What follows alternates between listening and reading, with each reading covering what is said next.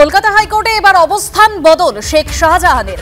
মামলায় পার্টি হতে চান না শেখ শাহজাহান, জানালেন আইনজীবী। যদি আদালত মনে করে যে এই মামলায় তার উপস্থিতির প্রয়োজন আছে তাহলেই আবেদন করবেন শেখ শাহজাহান, জানালেন সন্দেশখালীর বেতাজ বাদশার আইনজীবী। আর আমরা জানি যে সোমবারই মামলায় পার্টি হতে চাওয়ার ইচ্ছা প্রকাশ করেছিলেন শেখ শাহজাহান এবং সেই আবেদন দাখিল করার কথাও বলেন, অর্থাৎ পরামর্শ দেন বিচারপতি জয় সেনগুপ্ত। কিন্তু তার 24 ঘন্টার মধ্যেই অবস্থান বদল শেখ শাহজাহান। আরো বিস্তারিত আমরা জানবো, আমাদের প্রতিনিধি রাজর্ষি দত্তগুপ্ত আমাদের সঙ্গে রয়েছে। রাজর্ষি, আমরা সোমবারই দেখলাম শেখ শাহজাহান তার আইনজীবী মারফত জানালেন যে মামলায় পার্টি হতে চান তিনি, আর তার 24 ঘন্টার মধ্যেই অবস্থান বদল। একদমই তাই, এবং গোটা বিষয়টাই একটা রহস্যাবৃত। কারণ শেখ শাহজাহান আজকে 11 দিন হয়ে গেল ঘটনার পর, তিনি অধরা, তার বিরুদ্ধে মামলা রুজু হয়েছে, পুলিশ মামলা করেছে, শতপ্রণোদিত মামলা, এবং তার সঙ্গে ইডির অভিযোগের ভিত্তিতে আরো একটি মামলা রুজু হয়েছে। কিন্তু দুটোরই তদন্তে নেমে এখনো পর্যন্ত 4 জনকে গ্রেপ্তার করেছে পুলিশ। কিন্তু শেখ শাহজাহানের বিষয়ে কোন রকম ভাবেই কোনো ইনফরমেশন কিন্তু এখনো পর্যন্ত পুলিশের তরফ থেকে পাওয়া যায়নি। তার মধ্যে আদালতে যখন এই মামলার অবতারণা হলো, তখন দেখা গেল হাইকোর্টে গতকাল তার আইনজীবীর মাধ্যমে তিনি আত্মপ্রকাশ করলেন এবং তার আইনজীবী আদালতকে জানালেন যে এই মামলায় পার্টি হতে চায় শাহজাহান।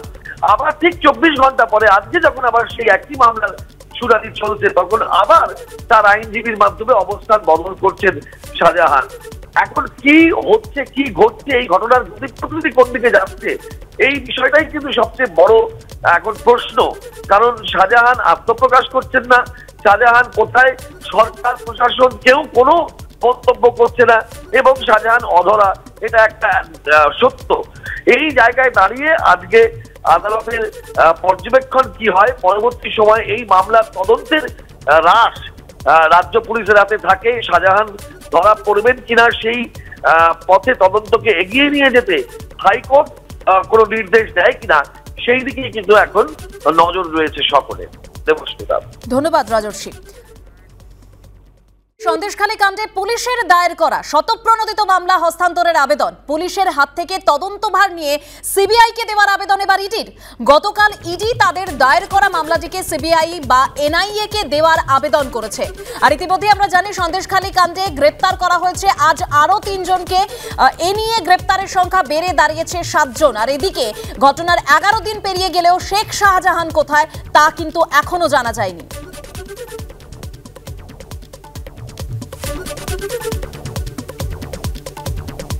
আর আজ আবার শেখ শাহজাহান তিনি এই মামলায় পার্টি হতে চান না বলে জানিয়েছেন, অর্থাৎ মামলায় পার্টি হতে চান না শেখ শাহজাহান, তার আইনজীবী মারফত তিনি জানিয়েছেন। আমরা জানি যে গতকালই তিনি আইনজীবী মারফত আবেদন করেছিলেন যে তিনি এই মামলায় যুক্ত হতে চান। তবে আজ যেটা জানা যাচ্ছে, যদি আদালত মনে করে যে এই মামলায় তাঁর উপস্থিতির প্রয়োজন আছে তাহলেই আবেদন করবেন শেখ শাহজাহান, জানিয়েছেন শেখ শাহজাহানের আইনজীবী।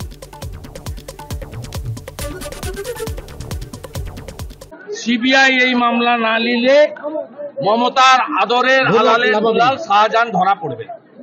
পুলিশের আশ্রয়ে সন্দেশখালীতে সরবেড়িয়া থেকে ধামাখালীর মধ্যে ঘেরির মধ্যে তাকে রাখা হয়েছে, পুলিশ প্রোটেকশনে তাকে রাখা হয়েছে। এই মামলা যদি কলকাতা হাইকোর্ট সিবিআই কে ট্রান্সফার না করে বা এনআইএ কে ট্রান্সফার না করে, শাহজাহান অধরাই থেকে যাবে, ধরা পড়বে না। সেন্ট্রাল এজেন্সিকে দিয়ে দিক, সেন্ট্রাল এজেন্সি জানে কি করে চুলের মুঠি ধরে তুলে আনতে হয়, এটা সেন্ট্রাল এজেন্সি ভালো জানে। এই সিবিআই এর এফআইআর নেমড আসামি চোর শুভেন্দু নিজে। তো সিবিআই তো শুভেন্দুকেই ধরছে না, শুভেন্দু বিজেপিতে গেছে গ্রেফতার এড়াতে, ও তো বিজেপি আছে বলে ওকে ধরছে না। তার মুখে আবার বড় বড় কথা, সে আবার বলবে সিবিআই এর কথা।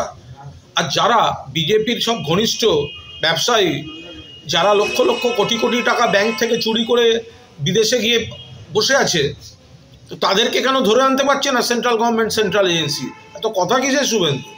এখানে রাজ্য পুলিশ প্রশাসন যা করার দেখছে।